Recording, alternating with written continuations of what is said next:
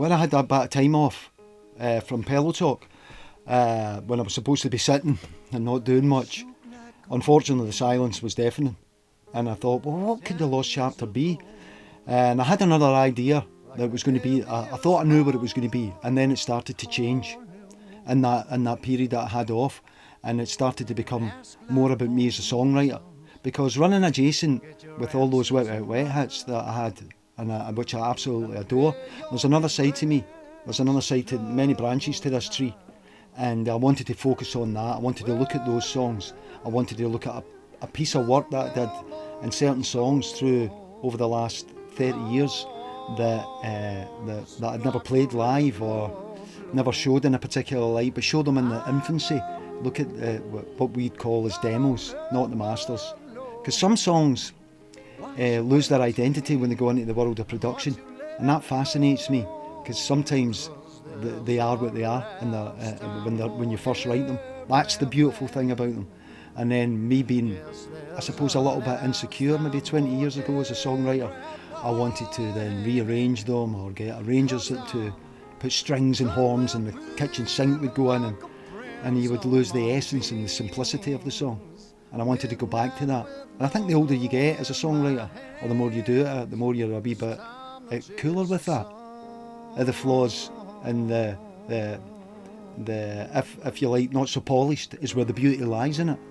And I think it's good for my fan base to see that as well, because we have this relationship together where I always want to present you with the best possible soundscape and the best production, when in fact this is a side that I think you'll just go off on just as much, just to see it in its simplistic way and raw. And there's so much space in it, there is, because it's like piano, vocal, bit of guitars, that's it really.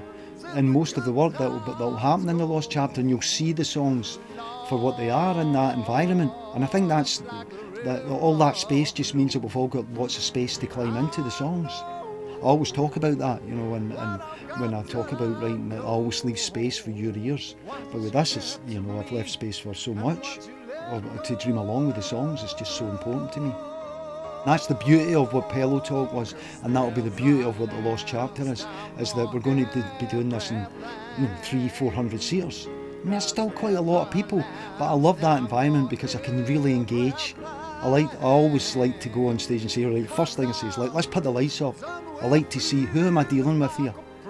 Because then it's just, I see you, you see me, and I love it.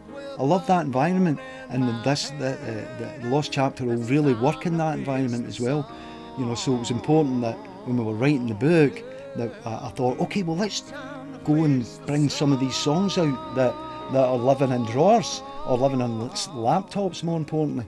And it's been a real labour of love to go back and find them in their early stages, because I want people to see my songwriting in that infancy. Once again, it's I never do anything kind of in like half measures. It's like, what can I give the most in the period that we've got here? Once we start to look at the archives, once we start to explore the songs, what's the evening going to reveal itself to be? So the challenge is what's seen me through the downtime when I was recuperating from Pellow Talk, to get back into a way where it was like, I want to go back out and sing. Because I caught a chest infection, and I caught another chest infection, and it was like I was just always fighting to stay at 110%. And even, so I said, right, I'll take some time off and be quiet. I've never been so loud. Typical me. And it's about getting that back in again, to get that engine, rolling. And it's so important to me to be involved in something again, get my teeth into another project. Even when I'm just sitting, not supposed to be doing something, I'm always thinking about us. I really love that symbiotic relationship that I have with my fans, because one can't exist without the other. And the older I get, the more that we are more in tune with that. It isn't just a hi-bye, fly-by.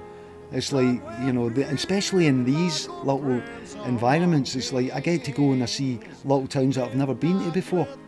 Okay, right, everybody can come and see me in the big arenas and the big productions, but this is where it's at.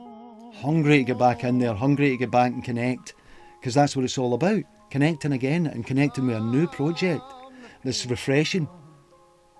Not only just for me, but for them too. And that's what it's all about. It ain't rocket science what I do. But what I want to do is always want to do it the best I can and show a different colour of what I'm about as a songwriter, show a different side of the man. You know, as the older I get and the older we get, you know, it's like I want to reveal more and more. You know, it's not about being guarded about your songwriting through production, it's about showing the simplicity. There is where the complexity lives.